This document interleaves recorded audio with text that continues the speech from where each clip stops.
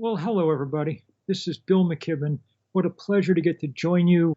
Um, um, I wish I was there in person. I wish I was anywhere in person. Now I kind of, although I like my house, it's, but it's good that we're learning to travel well these ways by video and not burn up carbon.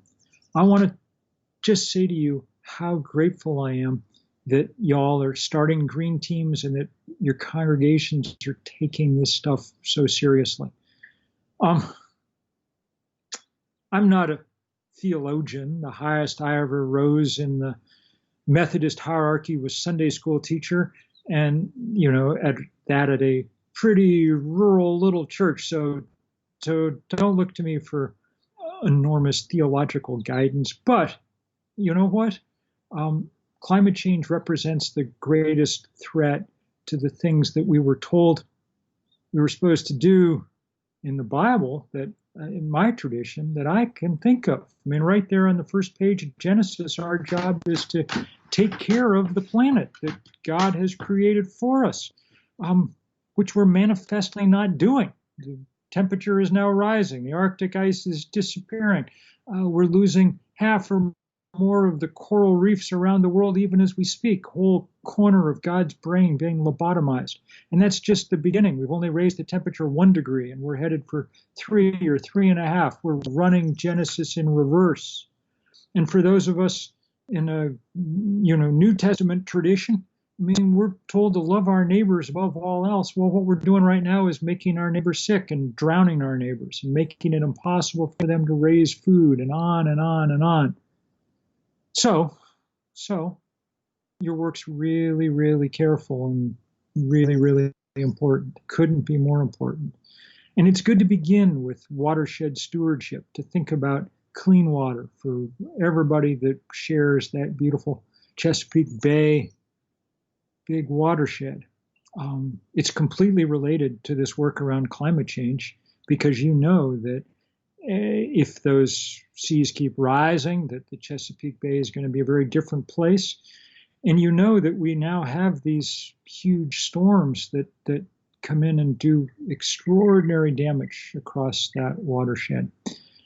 So it's really important that you get to work as people of faith and as people who live in a crucial part of the world. So the question becomes, what does getting to work look like? What do we do? Some of it's about changes in our own congregations and our own households. We need to be putting solar panels on the roof. We need to be putting insulation in the walls. We need to be thinking about those things. But I don't want that to be all that you think about, because we know that we need to do a lot more, and we need to do a lot more fast. The pandemic and the response to it was interesting. We shut down life in a way that it's almost impossible to imagine anybody predicting 6 months ago, And it did cause emissions to drop, but it only caused them to drop 10 or 15%. And that was with no one driving to work and no one on an airplane, and on and on and on.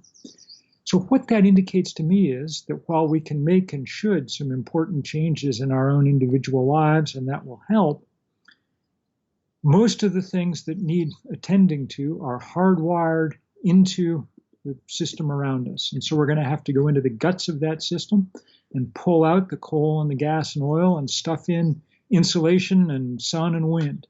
And that's work that we can only do together by changing political systems. So along with the work you're doing in your local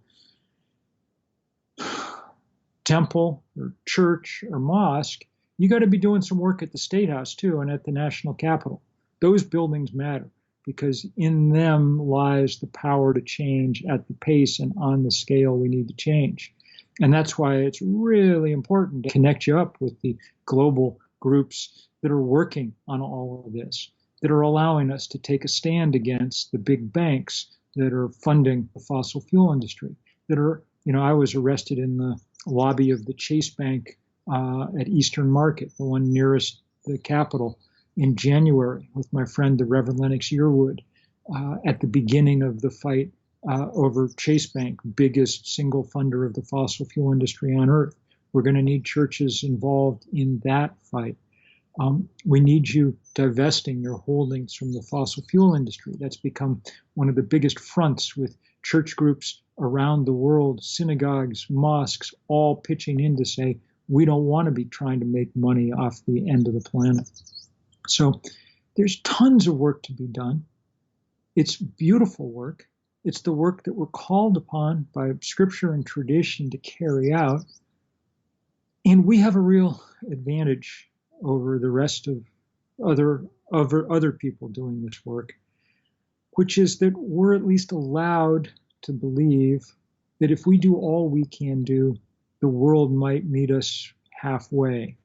That, it seems to me, is what faith kind of consists of in this fight.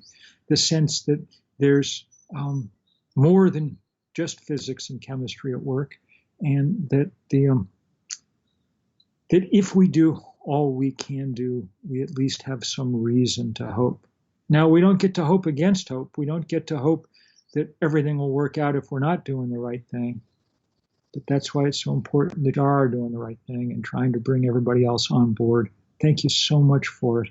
And I'll look forward to seeing you down the road.